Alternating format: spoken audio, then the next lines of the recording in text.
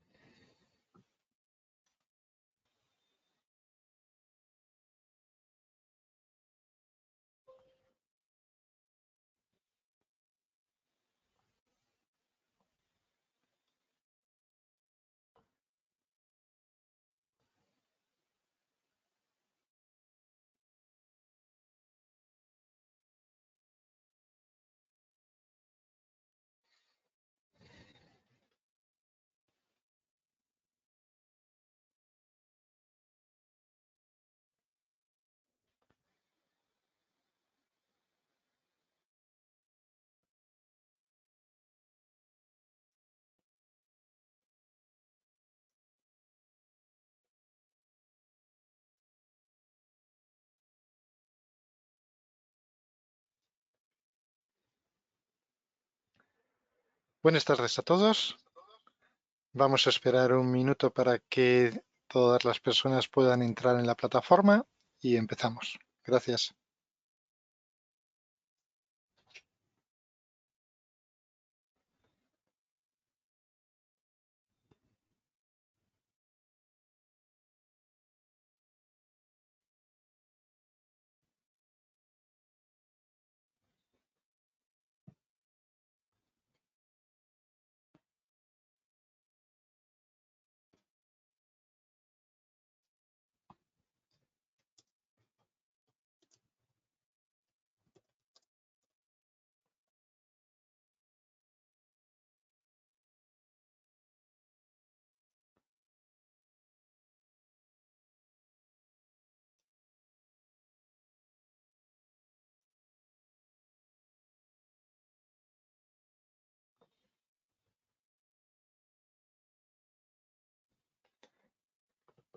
Bueno, pues vamos a comenzar este seminario.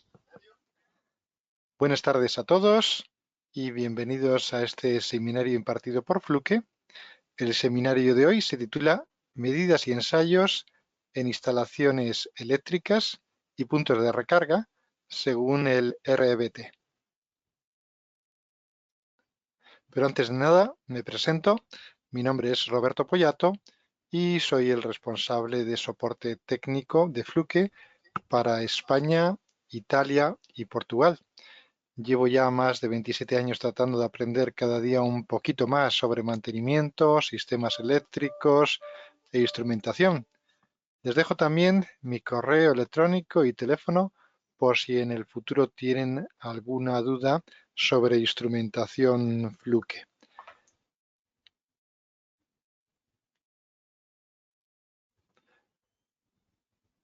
Antes de comenzar, les recuerdo que si lo desean, al final del seminario habrá un tiempo reservado para preguntas y dudas que pueden realizar a través de la pestaña de chat, de preguntas que tienen en el menú de su plataforma, ¿de acuerdo?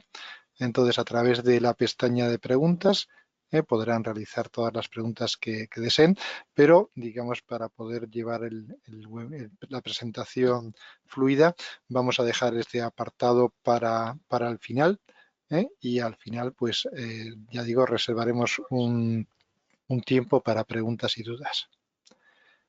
Vamos a comenzar este seminario y, como es lógico, cuando hablamos de la seguridad de las instalaciones eléctricas, tenemos que hablar también de responsabilidades, ya que una instalación eléctrica al final es una instalación en la cual se pueden producir accidentes eléctricos que pueden ser muy graves.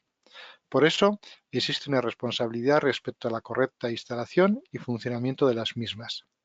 Como vemos en esta diapositiva, El reglamento electrotécnico de baja tensión nos indica que, en primer lugar, las instalaciones deben verificarse por los instaladores y se deben seguir unas metodologías de prueba dictadas por el propio reglamento electrotécnico de baja tensión y normas de apoyo como la norma UNE 60364-6, la cual, como veremos a lo largo de esta presentación, es muy importante para la verificación de las instalaciones eléctricas. De esta forma, el RBT, junto con las normas e instrucciones técnicas complementarias, van a aportar los criterios para la revisión y certificación de las instalaciones eléctricas. También es importante indicar que es el instalador eléctrico el responsable de esta verificación de las instalaciones para, de esta forma, en función del tipo de instalación, firmar el parte correspondiente en el cual se certifica que se han realizado las verificaciones oportunas. Es, por tanto, el instalador el responsable de realizar una correcta instalación, tanto desde el punto de vista de su funcionamiento como de su seguridad, basándose, como hemos comentado, en el RBT, las normas de apoyo y todas las instrucciones técnicas complementarias. Y como vemos en esta diapositiva, parece que la cantidad de normas e instrucciones técnicas es enorme. Y esto quizás pueda asustar un poco a los técnicos de instalaciones. Pero como vamos a ver a lo largo de esta presentación, la realidad no va a ser tan complicada. De forma que al final utilizaremos la norma UNE 60364-6 junto con algunos apartados del RBT para realizar las diferentes pruebas que deberemos realizar. Mencionar también que, como consecuencia de la expansión del vehículo eléctrico y la importancia futura que va a tener, se ha añadido una nueva instrucción técnica complementaria, la ITC BT52, en la cual se describen este tipo de instalaciones particulares. En lo que respecta a la seguridad de las instalaciones del punto de recarga de los vehículos eléctricos, se va a aplicar las mismas pruebas que a cualquier otra instalación. Pero en este caso vamos a ver que, como estas instalaciones pueden estar dotadas de una electrónica de control, por ejemplo, para definir la corriente máxima de recarga del vehículo, se debe utilizar un accesorio o interface que facilite la conexión al punto de recarga y su activación. Una vez que el punto de recarga esté activado, es decir, haya activado el contactor a su salida, ya dispondremos de tensión para realizar las pruebas oportunas. Como cualquier norma oficial, la UNE 60364-6 define una serie de apartados como definiciones, características generales, etc. Y en particular, el apartado número 6 nos va a hablar sobre la verificación y mantenimiento de las instalaciones eléctricas. Después de ver los aspectos legales y normativos, podemos pasar a la organización del trabajo de verificación y certificación de la instalación. Y en este sentido, el primer paso que podemos llevar a cabo será una inspección visual de la instalación y sus elementos componentes antes de aplicar tensión. Es lo que denominamos una verificación por examen. Después de realizar esta inspección visual y de revisar toda la documentación, tendremos que realizar los ensayos, primero con la instalación sin tensión y luego con tensión. Como he dicho, se debe realizar una inspección visual de los elementos comprobando que el material eléctrico instalado permanentemente está de acuerdo con los requisitos de seguridad de las normas aplicables. Por ejemplo, que los elementos utilizados tengan la marca adecuada o el certificado correspondiente, que el material se elija e instale de acuerdo con las regulaciones electrotécnicas y las instrucciones del fabricante. Y finalmente, que no presente ningún daño apreciable que pueda comprometer su seguridad. Ahora que la instalación ha sido revisada visualmente y todo el material ha sido verificado para cumplir con las normas de seguridad, tenemos ya un poco más de certeza acerca de la seguridad de dicha instalación. Pero esto no es suficiente. Ahora tenemos que hacer pruebas y medidas para verificar que la instalación no presente ningún problema. Lógicamente y por seguridad, comenzamos a hacer las pruebas sin que la instalación tenga tensión. Y luego, si todo va bien, podemos aplicar tensión a la instalación y realizar las pruebas bajo tensión. Aquí podemos ver un resumen de las diferentes pruebas que vamos a realizar en una instalación para asegurarnos de que su funcionamiento a priori es correcto. Por ejemplo, vamos a verificar la continuidad de los cables y en especial los cables de protección de tierra. Vamos a verificar la resistencia de aislamiento para así determinar que el aislante de los cables está en perfectas condiciones y que no hay cortocircuitos o derivaciones a tierra. Vamos a verificar las resistencias de suelos y paredes en el caso de instalaciones que tengan este tipo de requerimiento. Vamos a realizar ensayos de polaridad, ensayos funcionales, vamos a medir la resistencia de lazo, vamos a medir la resistencia de puesta a tierra para asegurarnos que es lo suficientemente baja como para proteger la instalación y sobre todo la seguridad de las personas. Vamos a verificar las corrientes de fuga a tierra, la secuencia de las fases para asegurarnos el correcto giro de los motores y finalmente se revisará el alumbrado de emergencia. En esta presentación nos vamos a centrar más en los aspectos eléctricos y no vamos a tratar el tema de la iluminación. Y aquí podemos ver estas pruebas clasificadas según si la instalación debe o no debe tener tensión. Vale, pues dado que el tipo de instalación puede influir en las pruebas a realizar, es importante identificar el tipo de instalación que tenemos, en particular el sistema de puesta a tierra.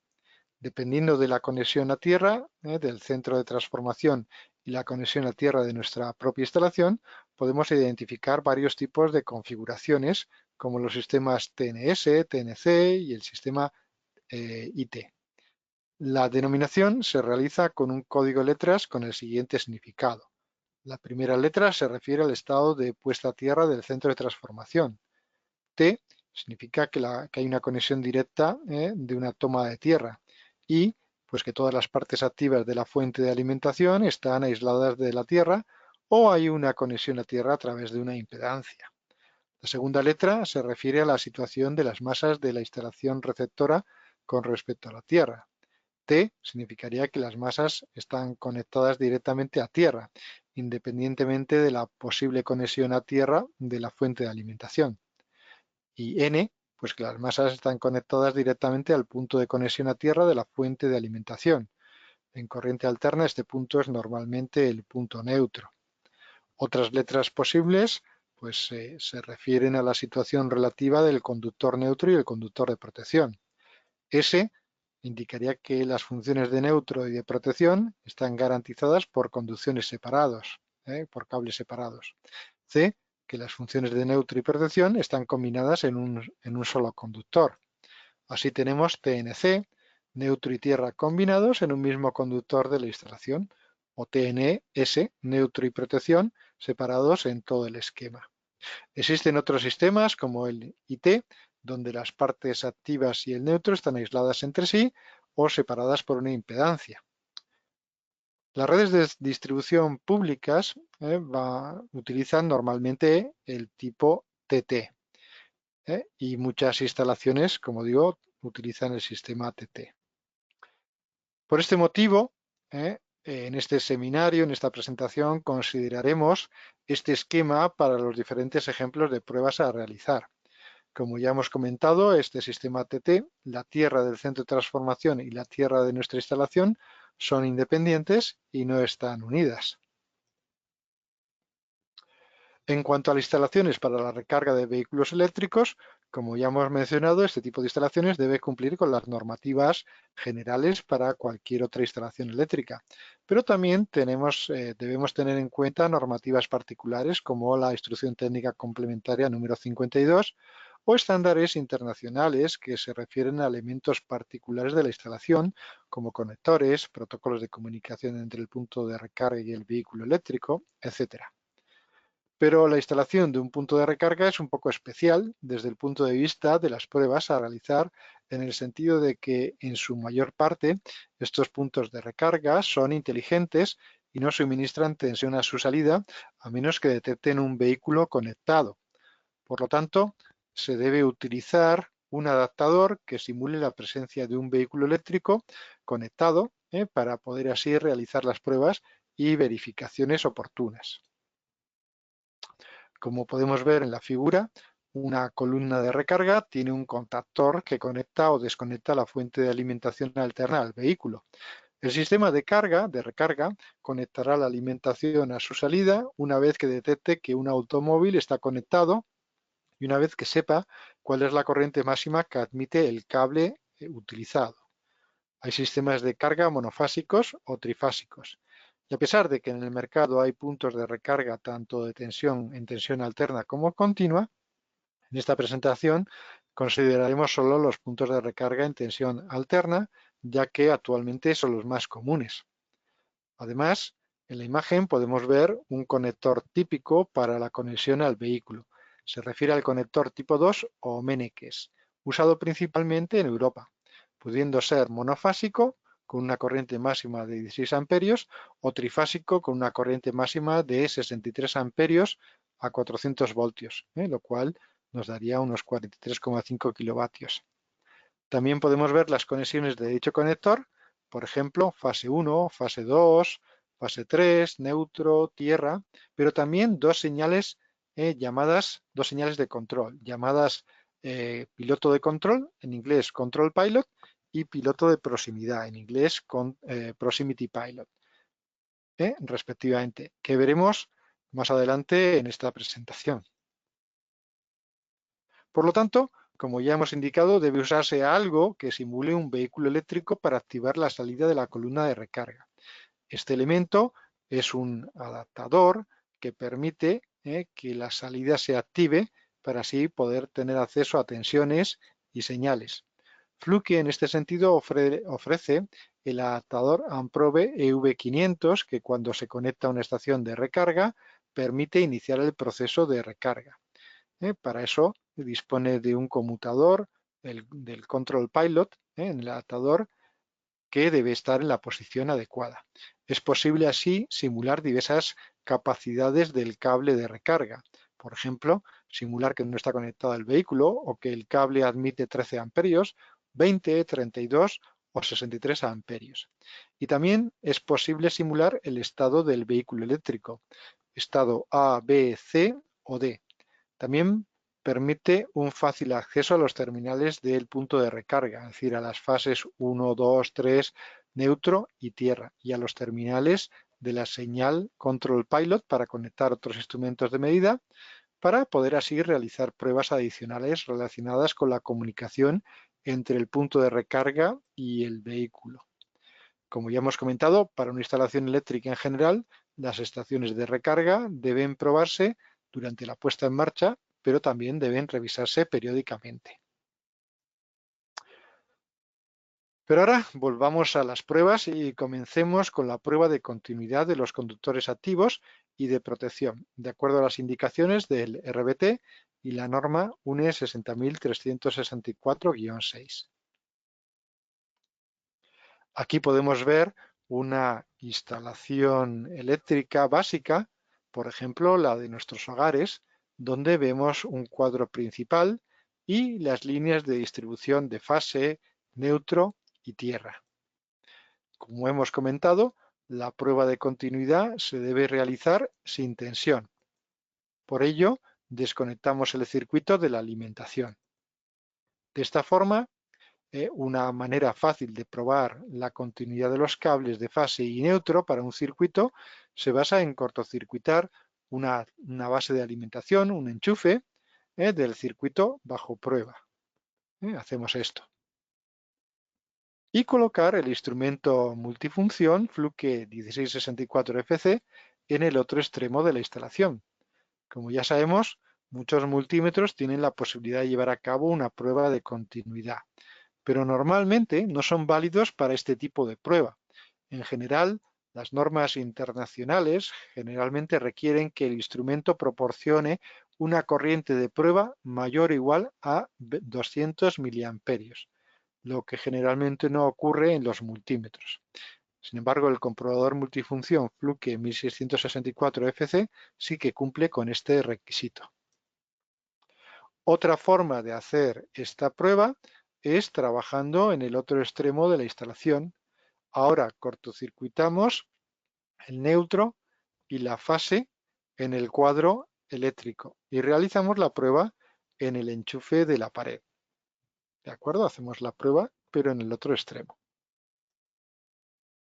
De esta forma verificamos la continuidad de tanto el cable de fase como el neutro. Después de haber probado y pasado la prueba de continuidad de los cables de neutro y de fase, deberemos verificar la continuidad del cable de protección de tierra. Para ello podemos conectar el cable de tierra en el mismo punto donde hemos conectado los dos fase y neutro, y ahora podemos repetir la prueba de continuidad entre los terminales de fase y tierra para verificar la continuidad del cable de protección de tierra, ya que sabemos por la prueba anterior que el cable de fase tiene continuidad, ha pasado la prueba anteriormente. De esa forma, si ahora tenemos continuidad, eso significa que el cable de tierra también tiene continuidad. De ahí, pues que el orden de la secuencia de las pruebas sea importante. Lo mismo se puede hacer para la instalación del punto de recarga, es decir, probar la continuidad de los cables. El objetivo principal de esta prueba es garantizar una correcta conexión a tierra de la instalación, y el primer paso es verificar la continuidad de los cables de conexión a tierra durante la instalación. Si se produce una rotura del cable de tierra en la instalación, lo que puede suceder es que las carcasas metálicas de los equipos, en este caso, digamos en el caso de un fallo interno, se pongan a una tensión elevada, una situación que puede conducir a un riesgo eléctrico y un accidente en el caso de que una persona toque la carcasa metálica de uno de estos equipos. Por eso es importante asegurar la continuidad, sobre todo de los cables de tierra. Muy bien, pues de esta manera ya hemos verificado la continuidad del cable de tierra, ya estamos un poco más seguros del estado de la instalación, pero todavía hay otras pruebas que realizar. La próxima prueba será verificar que los cables a través de los cuales fluye la corriente están bien aislados gracias al plástico, gracias al aislamiento que rodea el cobre del cable. Esta es la prueba de aislamiento y tendremos que medir precisamente la resistencia de aislamiento. En este sentido, podemos también consultar nuevamente el RBT y la norma IEC 60364-6.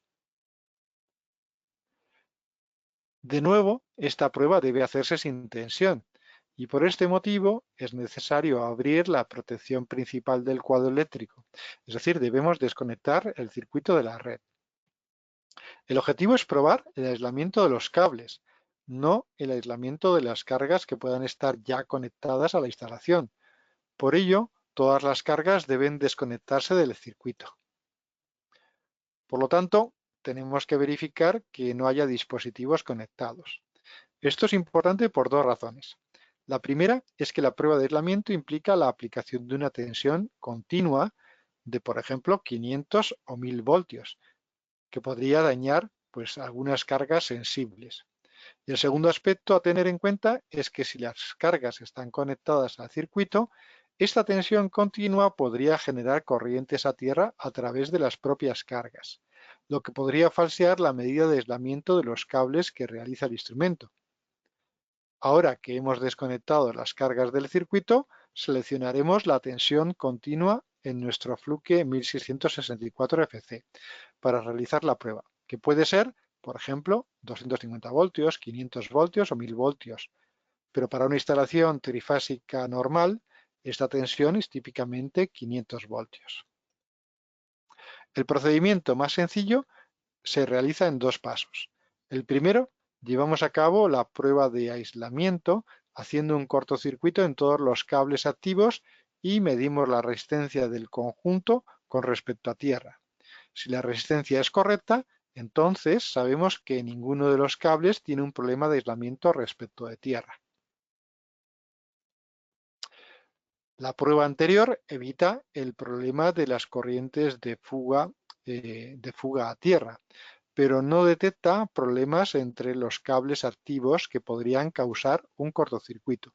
Por lo tanto, ahora las pruebas de aislamiento deben realizarse entre pares de cables activos, como vemos en la imagen.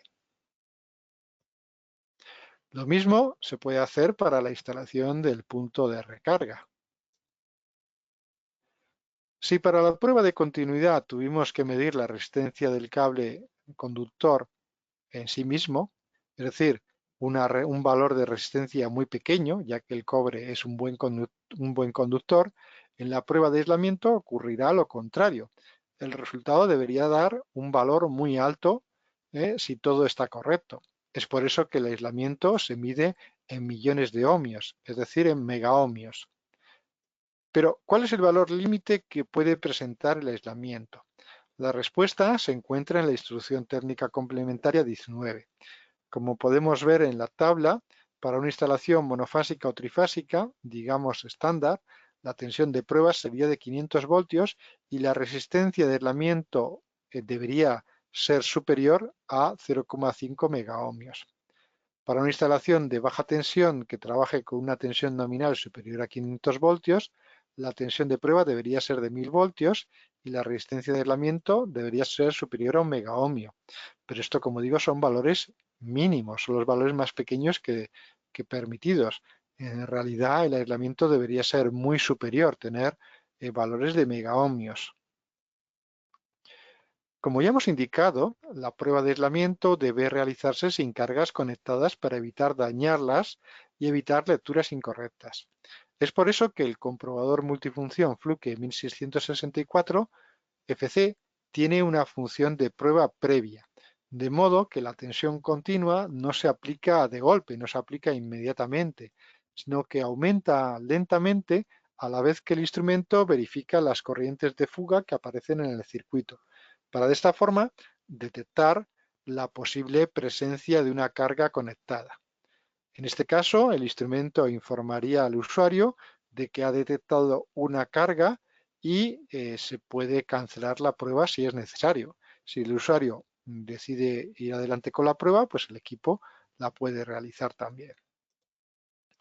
Ahora ya sabemos que los cables activos y de protección de la instalación tienen continuidad, es decir, no están, por ejemplo, cortados y también están bien aislados entre sí y respecto a tierra.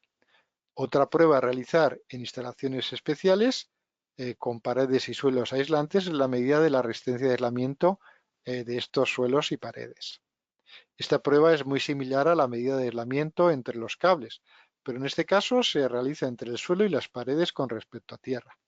La prueba se realiza tal como aparece en la imagen y de acuerdo con la norma UNE 60364-6.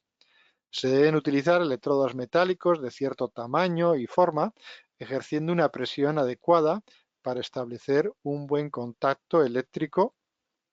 Se aplica tensión continua entre estos electrodos y la tierra y el instrumento proporciona el valor de la resistencia de aislamiento.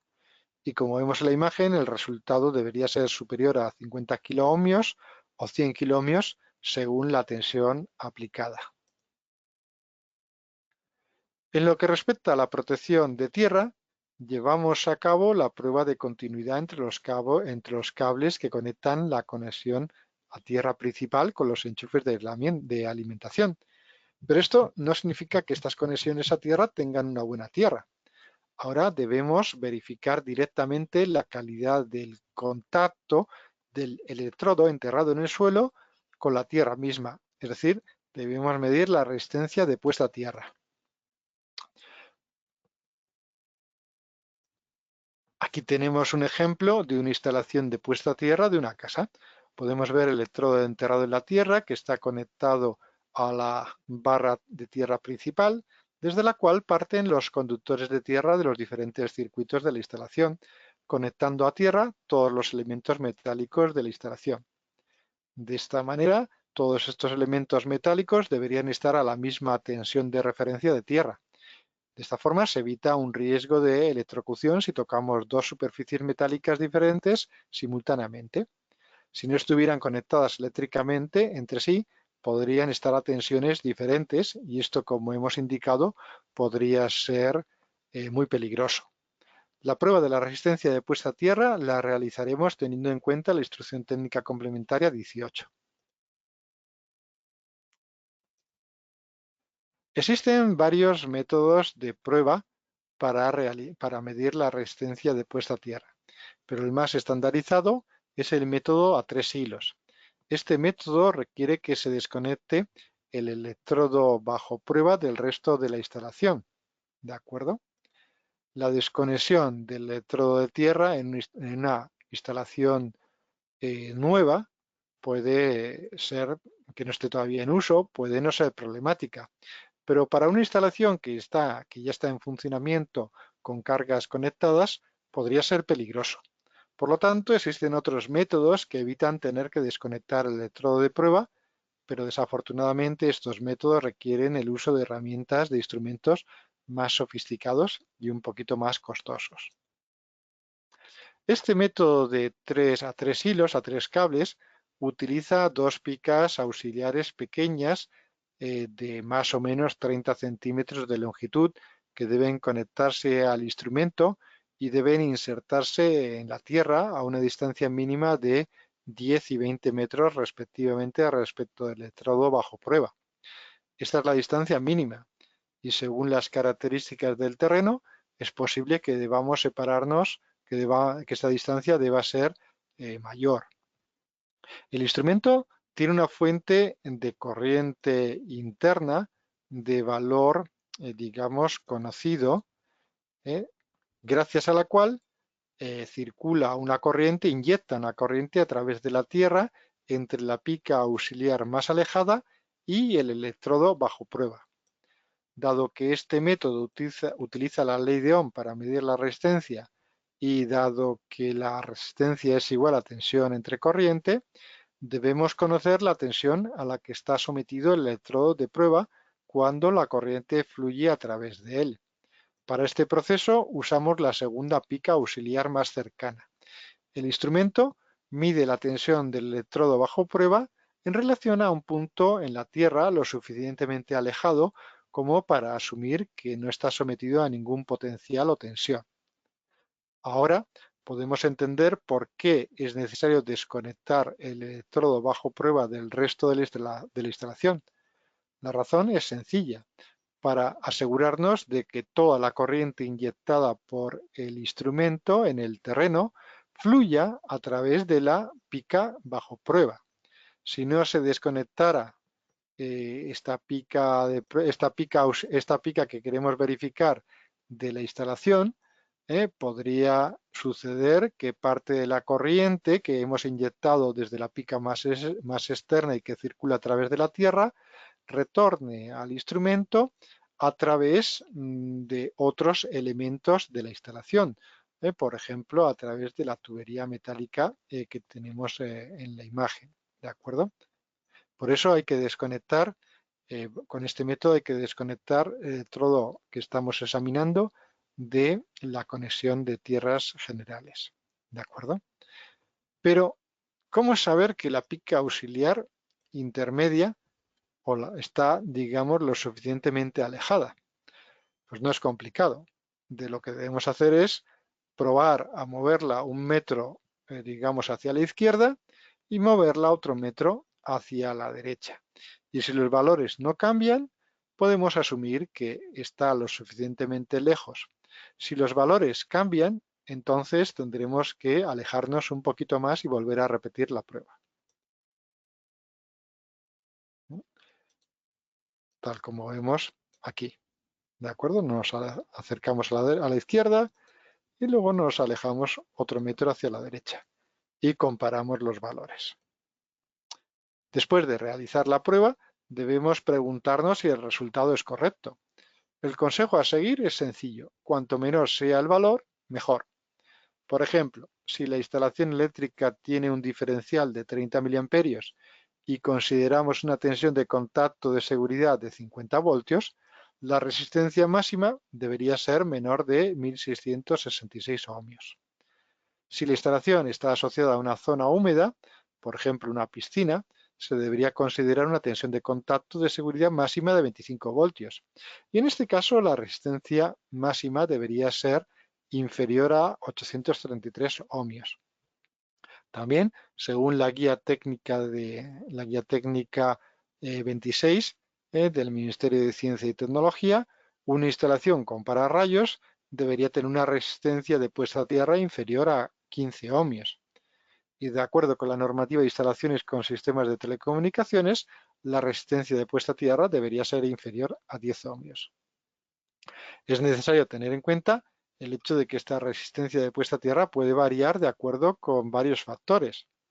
Por ejemplo, el tipo de suelo, el tipo de, digamos, de terreno, si estamos en verano o en invierno, la proximidad a ambientes salinos como el mar, lo cual puede provocar la corrosión del electrodo de puesta a tierra y modificar la resistencia de tierra de la instalación. Por esta razón, sería aconsejable verificar el estado del electrodo en las condiciones menos favorables. Por ejemplo, mejor en verano que en invierno, ya que la tierra seca generalmente es menos conductora. Por lo tanto, dado que el estado del electrodo puede cambiar con el tiempo, es necesario verificar esta resistencia de puesta a tierra no solo durante la puesta en marcha de la instalación, sino también de una forma periódica. En el caso de que el electrodo de prueba no se pueda desconectar de la conexión a tierra general, es posible utilizar el método selectivo, utilizado por los telurómetros a los que se puede conectar una pinza amperimétrica para medir con precisión la corriente que retorna a través del electrodo bajo prueba, independientemente del valor actual de la corriente inyectada por el telurómetro en el terreno. Este valor de corriente medido directamente en el electrodo permite al instrumento el cálculo de la resistencia de la resistencia del electrodo sin tener que desconectarlo. Y no solo facilita la medida en sí misma, sino que también aumenta la seguridad de la instalación durante el proceso de medida. Bueno, pues ahora que hemos comprobado todo el sistema de puesta a tierra y el aislamiento de los cables, podemos conectar la instalación a la red eléctrica y hacer otras pruebas, pero con tensión. Por ejemplo, la prueba de polaridad. A veces, en las instalaciones, los interruptores no se instalan correctamente. Por ejemplo, podemos considerar un caso típico en el que se instala un interruptor unipolar sobre el cable de neutro, ¿no?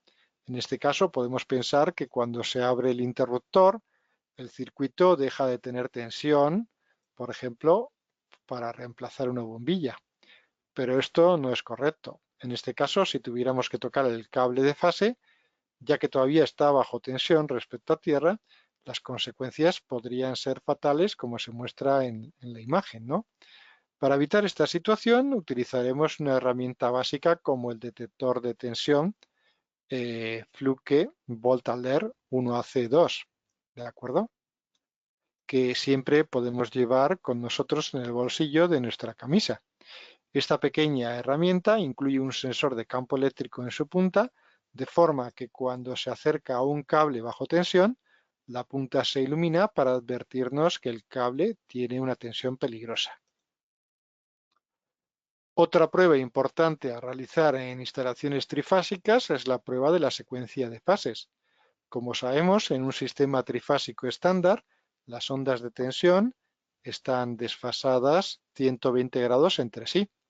Este cambio de fase es lo que hace que los motores giren en la dirección correcta.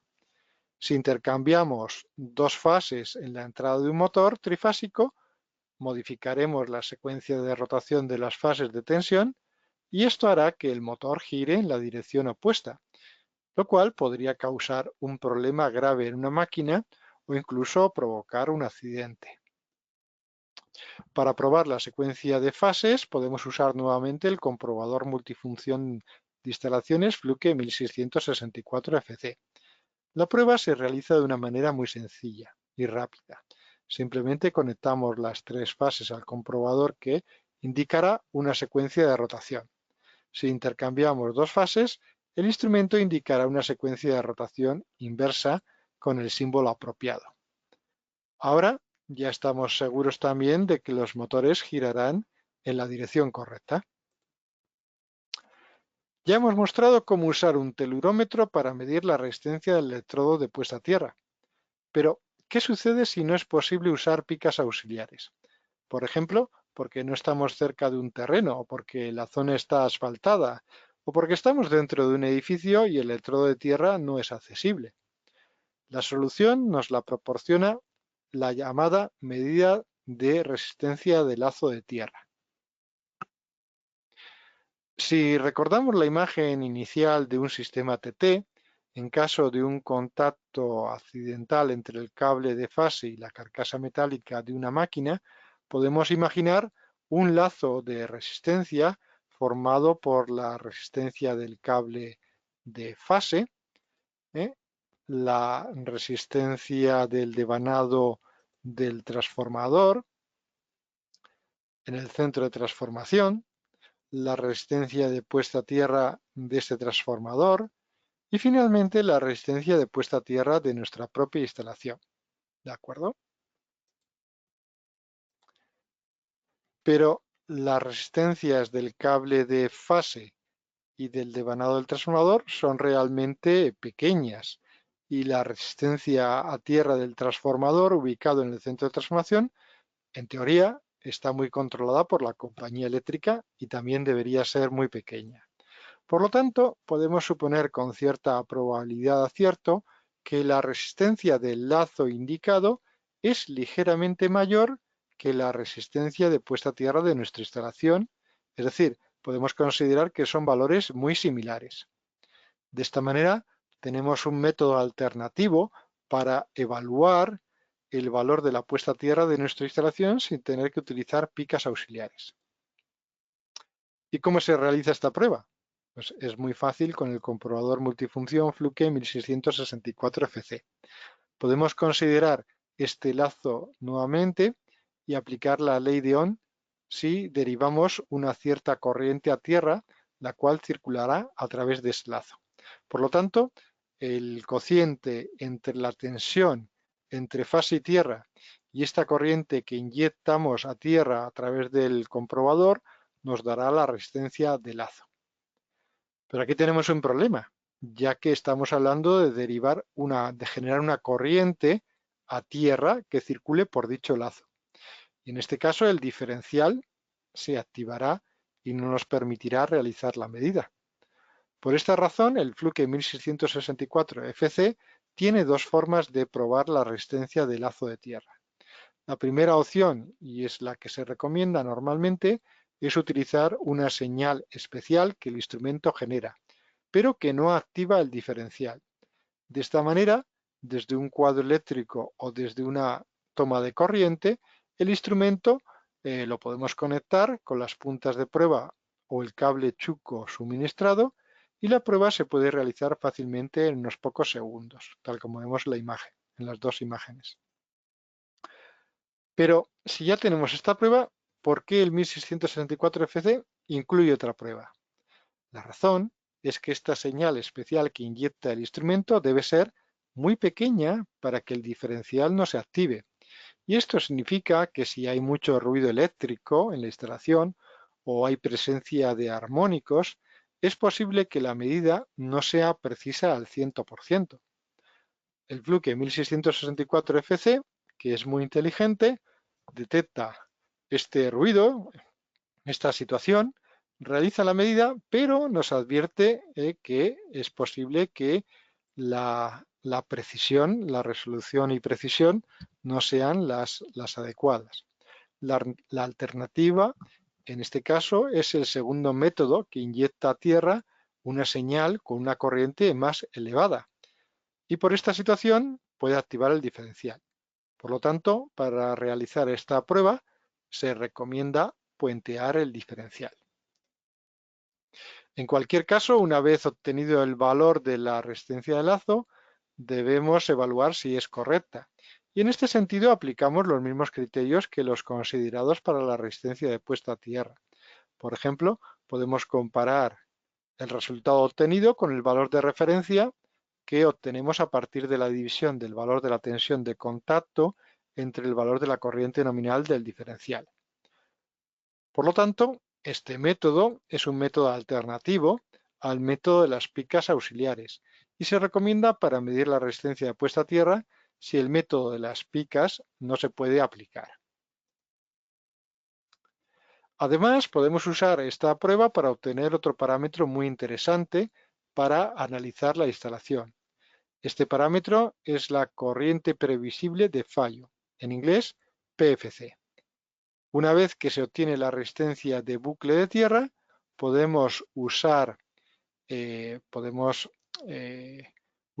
valor junto con la tensión de fase a tierra que medimos simultáneamente con el instrumento, para de esta forma calcular la corriente previsible de fallo.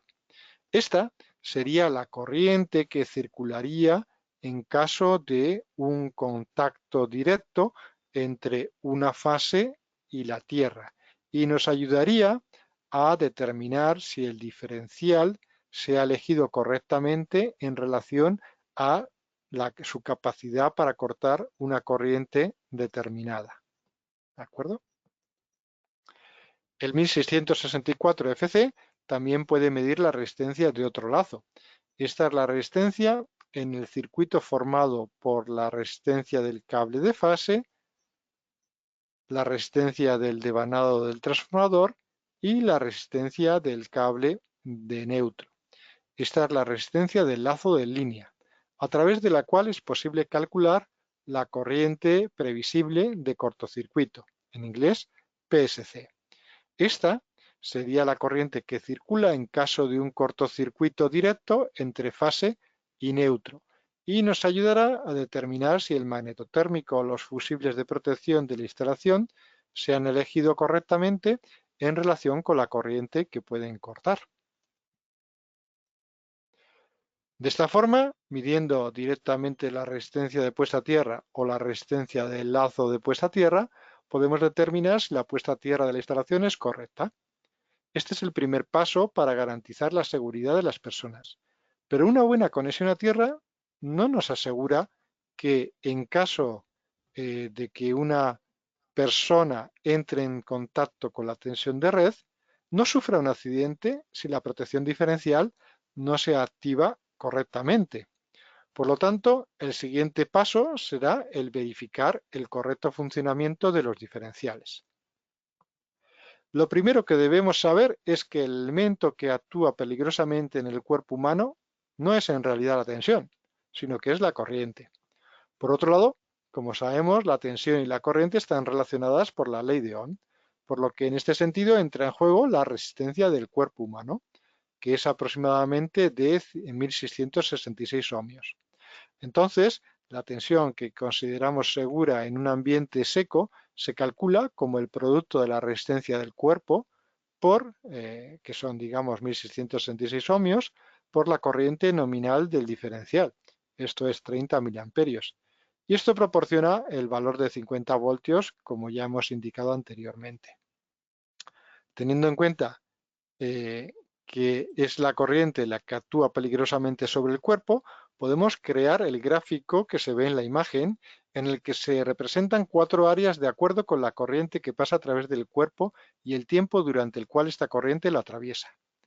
En la zona 1 no percibiríamos ninguna reacción, digamos, cuando circula la corriente que vemos en la parte inferior, 0,1 a 0,5 miliamperios. ¿De acuerdo? En la zona 2, el paso de la corriente comienza a sentirse. En la zona 3 no hay daño orgánico permanente, pero es posible percibir contracciones musculares, dificultades respiratorias, alteraciones reversibles en la formación y propagación de los impulsos al corazón, incluyendo, por ejemplo, fibrilación auricular y paro cardíaco temporal, sin fibrilación ventricular.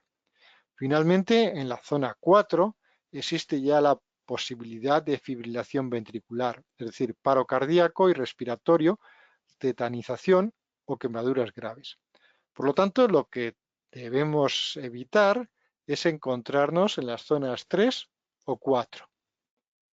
Como hemos comentado, debemos evitar el encontrarnos en las situaciones 3 o 4 y esta es la responsabilidad del interruptor diferencial que debe activarse para evitar esas zonas.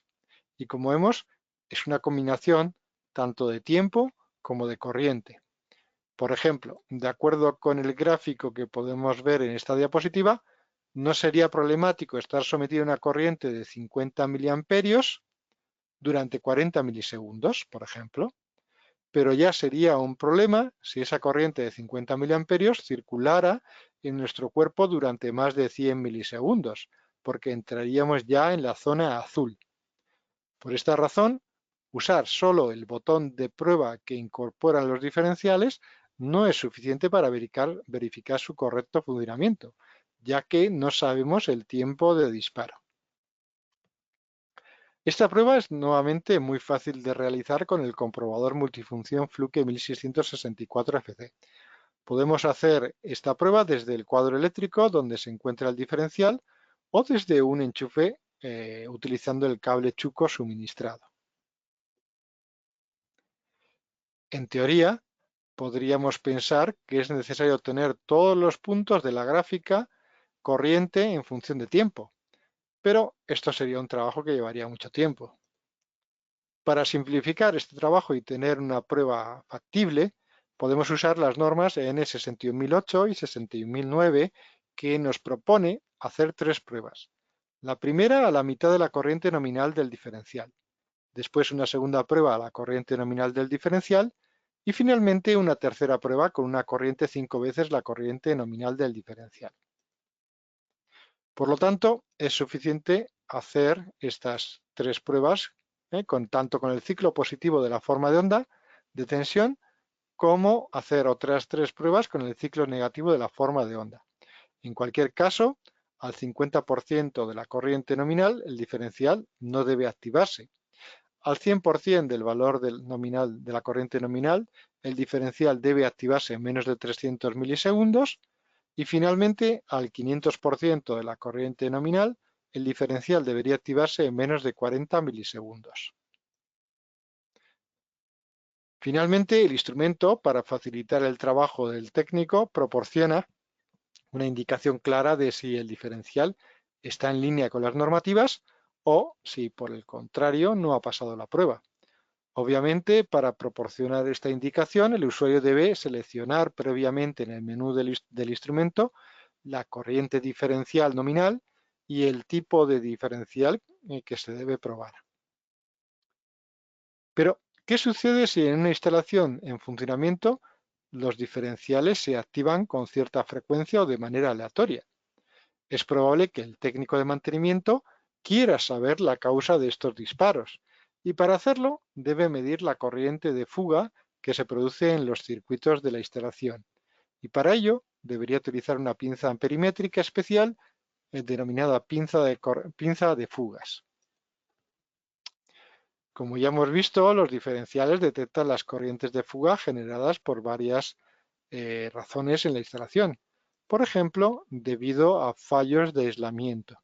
Estas corrientes de fuga normalmente pueden ser pequeñas, alrededor de unos pocos miliamperios, por lo que es necesario utilizar una pinza especial para medirlas.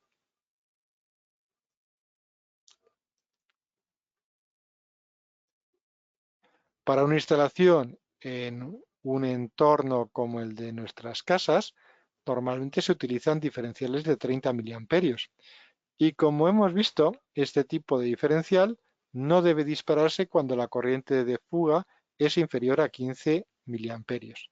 Por lo tanto, una pinza amperimétrica normal no sirve para medir estas corrientes tan pequeñas, ya que la resolución de una pinza amperimétrica normal, es decir, el valor más pequeño que se puede medir, suele estar, por ejemplo, en torno a los 100 miliamperios o incluso más, o incluso 1 amperio. Por otro lado, a veces pueden ocurrir eventos que causan un aumento temporal y aleatorio de esta corriente. Por ejemplo, cuando hay muchos sistemas informáticos conectados a una toma de corriente. En este caso, dada la naturaleza aleatoria del problema, es importante usar una pinza de fuga con memoria interna para registrar las medidas en el tiempo. de forma que podamos ver a qué hora del día se produce este aumento en la corriente de fuga. La pinza Fluke 369PC, por ejemplo, puede registrar hasta 65.000 lecturas de valores máximos y mínimos en un tiempo programable a través de la conexión Bluetooth con un teléfono móvil en el que se ha instalado la aplicación gratuita Fluke Connect. Pero, ¿cómo se usa una pinza de fugas? Cuando se usa una pinza amperimétrica, digamos normal, solo se deben abrazar los cables de una misma fase. De esta manera podemos medir la corriente de cada fase individualmente. Para una pinza de fugas, la operación es diferente. Se trata de abrazar todos los cables activos para que la suma de su campo magnético sea un indicador de la corriente de fuga. En un sistema monofásico se deben abrazar los cables de fase y neutro. En un sistema trifásico se deben abrazar los cables de fase y neutro simultáneamente. De esta forma se mide la corriente de fuga total.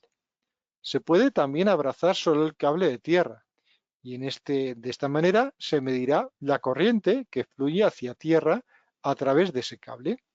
Pero también podemos abrazar todos los cables activos, es decir, las tres fases y el neutro, y además el cable de tierra al mismo tiempo, para medir la corriente de fuga que circula a tierra a través, por ejemplo, de los pernos de fijación de un motor.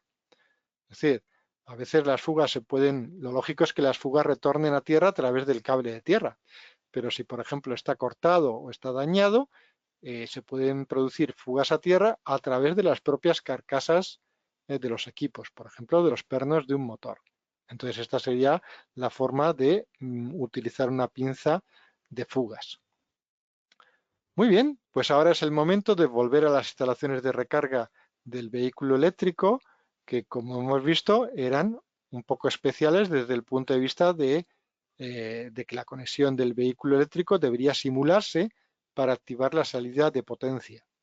Esta simulación involucra diferentes estados o modos operativos y es, por ejemplo, a través del adaptador Amprobe EV500 que podemos configurar estos estados para verificar el correcto funcionamiento de la columna de recarga.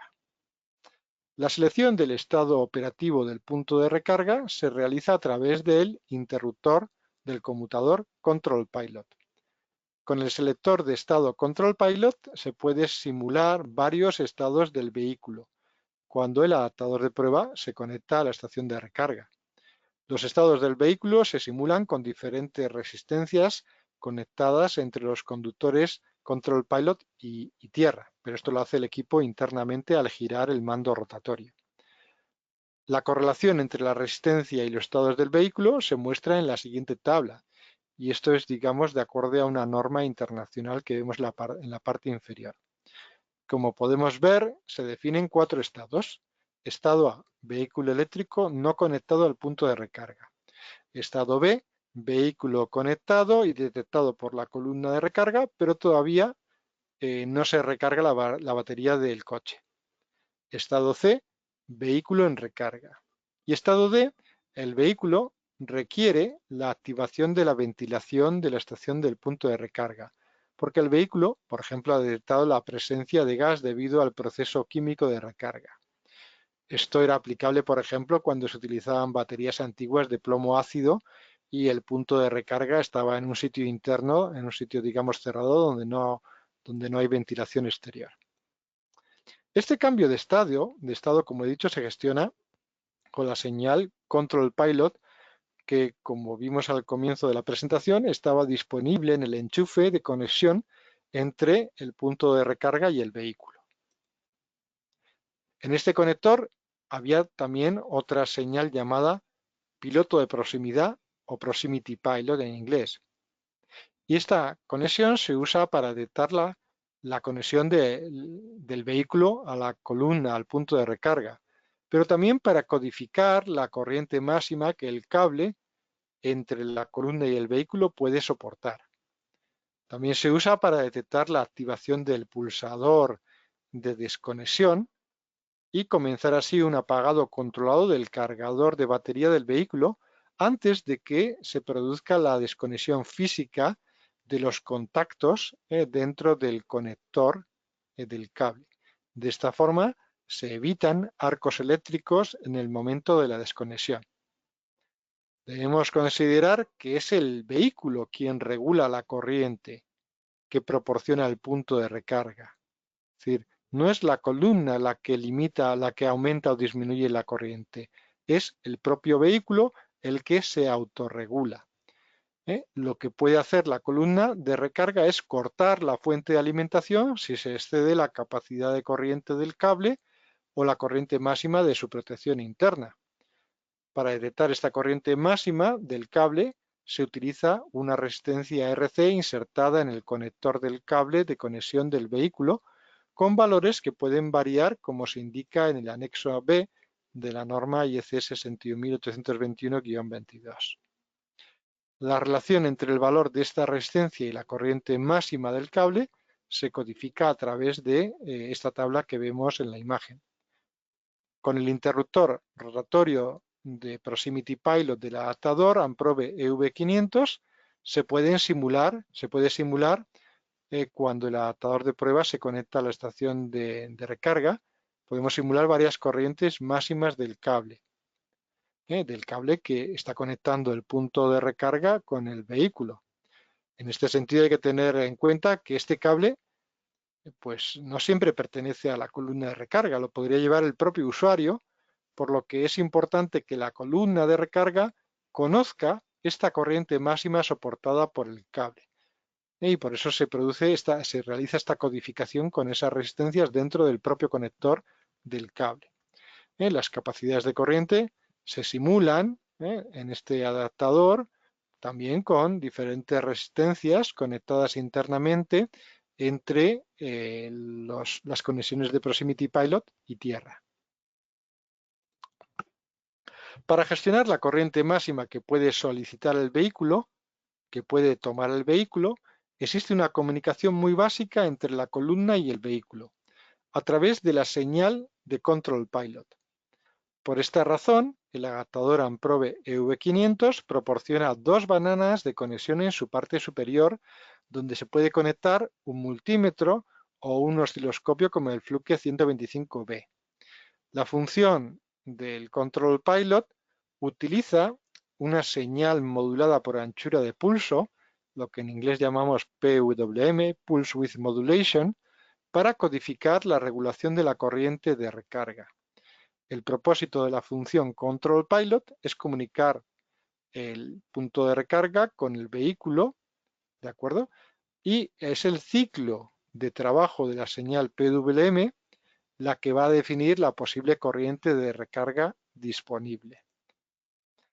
En la columna de recarga, como he dicho, es la columna de recarga la que informa al vehículo de su capacidad para suministrar un cierto nivel de corriente. Para ello utiliza lo que llamamos el ciclo de trabajo de la señal, o en inglés el duty cycle, que no es más que la relación entre la anchura del ciclo positivo de la señal y la anchura del ciclo negativo de la señal. Por ejemplo, si la longitud de la parte superior de la señal es igual a la longitud de la parte inferior, la corriente de carga máxima sería de 30 amperios. Esto es lo que se ve en la imagen de la izquierda.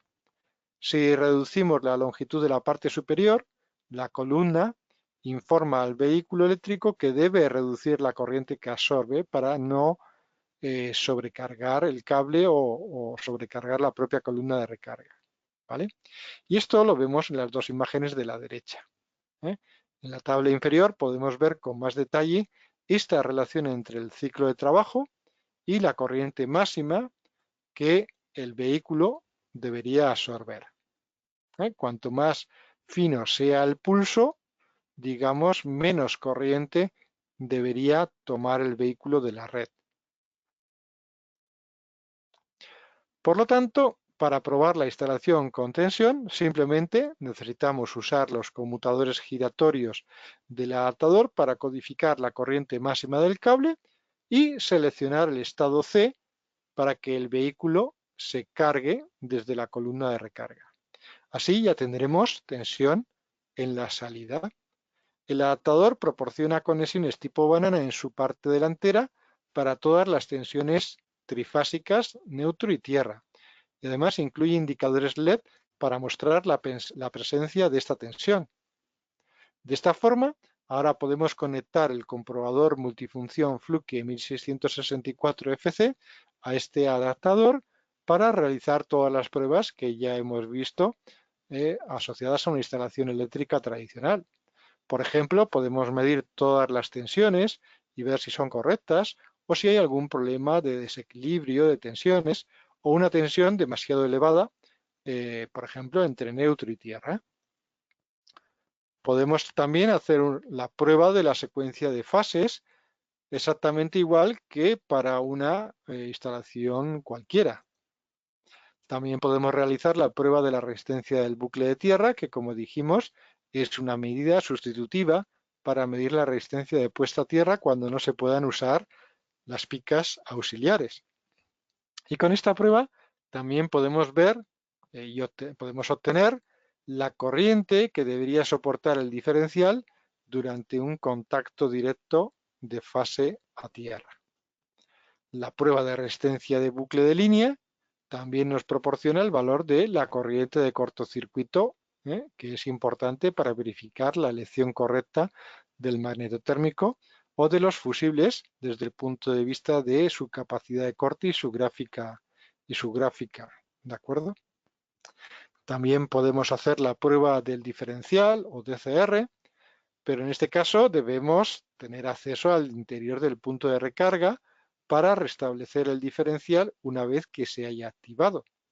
Como dijimos, la prueba de un diferencial tiene dos aspectos a considerar. Por un lado, el tiempo de activación, según las corrientes que ya hemos visto, y por otro lado, la corriente de activación cuando hacemos una prueba con una corriente que aumenta gradualmente en forma de rampa, es decir, tiempo de disparo y corriente de activación. Finalmente, si el punto de recarga es para uso comunal o público, debe incorporar normalmente un medidor de energía. Y en este sentido, el adaptador Amprobe V500 tiene un enchufe en la parte posterior, de forma que podemos conectar y alimentar una carga de hasta 10 amperios, por ejemplo, un secador de pelo, para verificar que el medidor de energía realmente cuenta la energía consumida. De esta forma, podemos, digamos, verificar que el circuito eléctrico del contador de energía parece estar correcto. Pues de esta manera hemos completado la mayoría de las pruebas más comunes para la verificación de una instalación eléctrica, incluidas las relacionadas con los puntos de recarga del vehículo eléctrico. Ahora podemos ver algunos de los instrumentos que Fluke recomienda a los técnicos de instalación eléctrica. Sin duda, como hemos visto, el más importante es el comprobador multifunción Fluke 1664 FC. Otros instrumentos a tener en cuenta para el uso diario son la pinza de corriente, una pinza de corriente como la Fluke 325, que permite medir tensión alterna y continua hasta 600 voltios y corriente hasta 400 amperios, con una resolución muy buena de 0,01 amperios. Es decir, puede medir corrientes muy pequeñitas y también corrientes grandes. La pinza de fugas Fluke 369 FC, que mide corrientes de fuga tan pequeñas como un microamperio y corrientes normales de hasta 60 amperios con memoria interna para registrar hasta 65.000 lecturas a lo largo del tiempo. En el caso de que el técnico tenga que medir la potencia y la energía, puede usar un analizador de energía básico como el Fluke 1732 y si también necesita verificar la calidad eléctrica, puede usar el analizador de energía y calidad eléctrica Fluke 1736. También es esencial, como hemos visto, tener un detector de tensión sin contacto como el Fluke 1AC2 Volt Alert. Aquí podemos ver el comprobador multifunción Fluke 1664 FC con más detalle, que permite realizar todas las pruebas que vimos durante esta presentación. Indicar además que este instrumento también tiene memoria interna para registrar todos los resultados de las pruebas y comunicación Bluetooth para usar la aplicación gratuita Fluke Connect en un teléfono móvil y salvar los datos, por ejemplo, en la nube, porque esta aplicación proporciona espacio en la nube de forma gratuita, o transmitirlos, por ejemplo, a un PC vía correo electrónico. Como hemos dicho, el analizador de energía y calidad eléctrica Fluke 1736 permite medir parámetros tales como tensión, permite medir y registrar parámetros como tensión, corrientes, frecuencia, coseno de phi, factor de potencia, etc. Pero también permite capturar eventos relacionados con la calidad eléctrica como caídas de tensión, interrupciones, sobretensiones, armónicos de corriente y tensión, la distorsión armónica total, etc. Tiene la categoría de seguridad más alta y se suministra con 4 sondas de corriente flexibles para medir hasta 1500 amperios. También tiene comunicación Wi-Fi para conectarse a la red de la empresa y transmitir los datos de forma remota. Con el instrumento se suministra un software que permite analizar los datos de forma fácil, pero en profundidad, y crear informes de forma rápida y profesional. Como he dicho, la pinza de corrientes de fuga Fluke 369FC permite medir y registrar corrientes desde 1 microamperio hasta 60 amperios.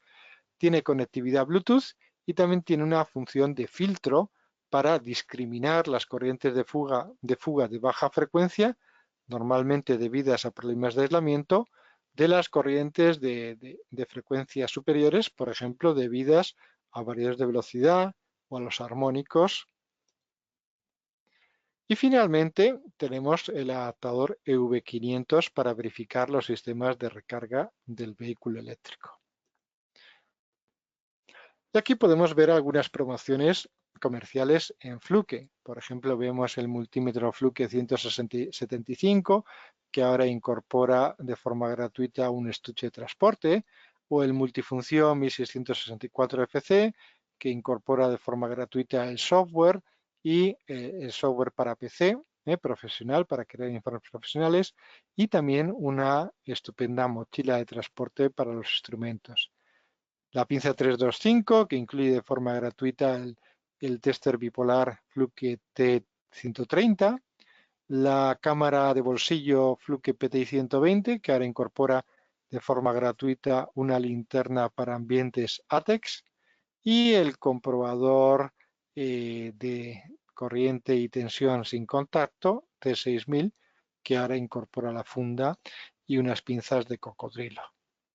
Y también al nivel de del comprobador del adaptador EV500, aquí podemos ver el precio del equipo de forma individual y los precios especiales disponibles hasta agosto en la combinación con el comprobador ProInstall 2000 de Amprobe o el comprobador multifunción 1664 FC de Fluke. Muy bien, y de esta forma hemos llegado al final de esta presentación, que espero haya sido de interés. Si ahora tienen alguna pregunta, podemos revisarlas a través de la ventana de chat, o bien, si no, cuando finalice este seminario, esta presentación, les surgirá a través del navegador una ventana para solicitar información adicional, demostraciones, etcétera, etcétera. De acuerdo, pues vamos a ver si hay alguna cuestión que pueden hacer a través de, como he dicho, del chat de preguntas. Vamos a ver. Buenas tardes. No oigo nada si se mide la resistencia de aislamiento con relación a tierra. En principio, todos los receptores deben estar conectados. No, los receptores, las cargas no deben estar conectadas, Antonio, porque entonces lo que vamos a medir es la resistencia de aislamiento no solo de los cables, sino también de las propias cargas, ¿de acuerdo? Entonces, las cargas deben estar desconectadas para no falsear la medida, porque lo que nos interesa, lo que queremos verificar es la instalación, es decir, los cables. No queremos verificar las cargas. Eso sería otra prueba que haría el fabricante, ¿no? Con otras normativas. Pero lo que queremos es verificar los cables y para eso hay que desconectar las cargas, por un lado para que no se falsee la medida y segundo porque se podrían dañar. Frank dice, en primer lugar, gracias por la formación. Pregunta, la tendencia del mercado es a cargadores de vehículos con alimentación trifásica, pero salida en continua. en estos casos, a ver, porque no leo más, no puedo ver, voy a agrandar. A ver, no. En estos casos, ¿qué debemos verificar? El problema es que los cargadores, digamos, de corriente continua, en teoría serán aquellos que nos permitan, digamos, la recarga ultra rápida, por ejemplo, en 10 minutos, ¿no? Entonces, estos cargadores ya son de potencia mucho más elevada. En este caso, el adaptador Amprobe V500 no va a servir porque está pensado para realizar las pruebas, digamos, en alterna. ¿De acuerdo? En estos casos, ¿qué podemos medir? Pues buena pregunta, ¿eh? Buena pregunta. Porque solamente vamos a tener acceso al apartado de continua, que es como la salida de un rectificador. ¿De acuerdo? Entonces, tendría que revisarlo. En este momento, Fran, no tengo una respuesta. Antonio dice, mira el apartado 7 del punto 2.9. Antonio, lo miraré, pero ya te comento que en principio el reglamento lo que exige es probar la instalación, pero digamos la instalación eléctrica, no las cargas. Entonces, en teoría, lo que debemos hacer es desconectarlas. Y ya digo, porque podemos aplicar 1000 voltios, por ejemplo, de continua, y puede haber equipos sensibles que se dañen. Pero de todas formas, Antonio, lo voy a revisar por si hay algún conflicto o algún apartado que sea interesante. De todas formas, si quieres, Antonio, mándame un correo a roberto.pollato@fluke.com para estar en contacto, lo reviso y si quieres estamos en contacto para comentarlo. ¿Vale? Fran dice gracias. Perfecto, pues vamos a esperar si hay más preguntas y si no, pues damos por finalizado este seminario que espero, como digo, haya sido de interés y les doy ya desde ya las gracias por su participación y espero que participen en nuevos seminarios impartidos por Fluke, en los cuales aparecerán también en la página web de Fluke. Muy bien, espero un minuto y si no hay más preguntas, pues damos por finalizada la presentación. De todas formas, ya digo, si desean recibir esta presentación en PDF o si tienen consultas técnicas, tienen ahí mi correo roberto.pollato@fluke.com y para cualquier consulta comercial, precios y demás, pues ahora al finalizar la presentación en el navegador les aparecerá una encuesta para valorar la presentación y a través de la cual también podrán solicitar toda la información que deseen. De todas formas, a través también de la plataforma, me parece que están disponibles 2 documentos con, digamos, las ofertas lanzadas ahora en primavera. Así que pueden descargarse estos documentos para beneficiarse de estas ofertas. Bueno, pues parece que no hay más preguntas. Vamos a ver. No, parece que no hay más preguntas, por lo que damos por finalizada esta presentación. Muchas gracias a todos y hasta la próxima. Gracias.